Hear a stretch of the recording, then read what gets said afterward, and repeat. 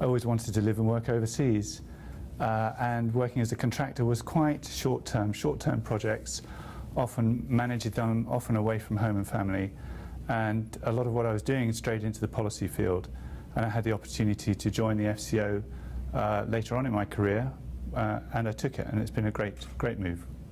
We have the full range of issues that Brits face abroad, whether they're individuals, either living or working, or visiting abroad. So we cover the full range of consular issues. We have a very good consular team here, one of the busier teams in the network. We obviously help a lot of British businesses. We've got over 300 UK businesses based in Florida. We are the biggest foreign employer. About over 40,000 Floridians work for UK companies, with third largest foreign investor in Florida. So huge amount of bilateral links, and of course lots and lots of political and cultural links as well. Yes, absolutely. More than half of my job is about prosperity, and this is not just UK prosperity, this is about global prosperity. The UK philosophy is if the world is becoming more prosperous, if global trade is flourishing, then the UK will flourish off the back of that. We're a very open, outward-looking economy, very much like Florida's. So a lot of my job is about trying to help grow the global economy and create conditions for global growth. And that includes things like the normal trade and investment work you would expect from a British mission overseas. So that's helping our companies do business. It's helping Floridian companies and Miami companies to do business in the UK, whether that's just normal trade and services type work or whether that's investing in the UK. So I'm looking for those opportunities and looking to support them. But it's also wider than that. It's also looking at the policies and politics that will help global growth. So it's things like climate change, it's things like moving to a low carbon economy, it's things like sustainable development, it's things like the broader development assistance program. So it covers the whole range of activities. We've done a lot of work on climate change. My first day in the office, before I'd even got to the office, was helping to open a seminar on sustainable infrastructure here in Miami. Miami and the 4 counties of Southeast Florida are already onto this in a big way.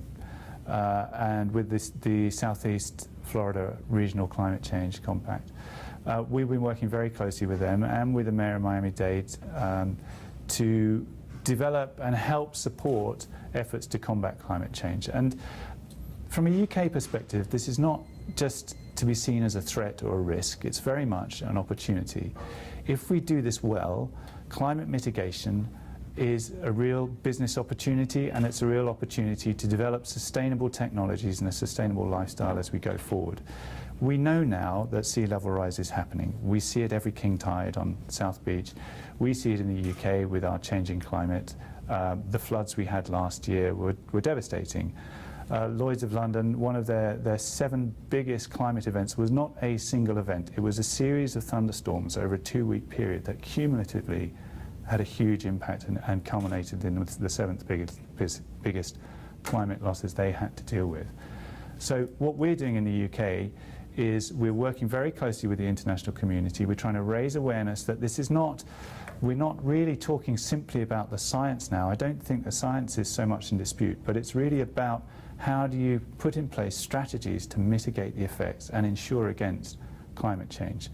So, for example, when my ambassador was here at the end of September, we, with the help of the Beacon Council, hosted a small roundtable with the financial services industry here in Miami to illustrate some of the upstream effects of what climate change might do to the financial services industry. Miami's property sector is booming. There are, by some reckonings, there are 40 condominium projects already under construction, another 56 on the way. A lot of investment is coming into Miami and South Florida to invest in that. The financial services sector have a real stake in this to make sure that those buildings are well put up, that the financing is sustainable, and that the insurance that goes with a premium quality investment, a AAA investment in property, is in place to deal with the climate changes that we're going to be seeing. So what we wanted to do at a round table was start discussing these kinds of issues and how does the financial services sector can actually support the mitigation effort and work to sustain for a sustainable future.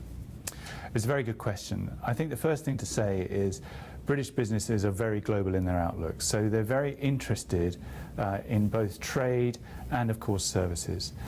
The opportunities from the expanded Panama Canal and the opportunities that the expanding port here in Miami offer are of huge interest, because now Miami is going to be a real gateway for global trade. It's already a really global city.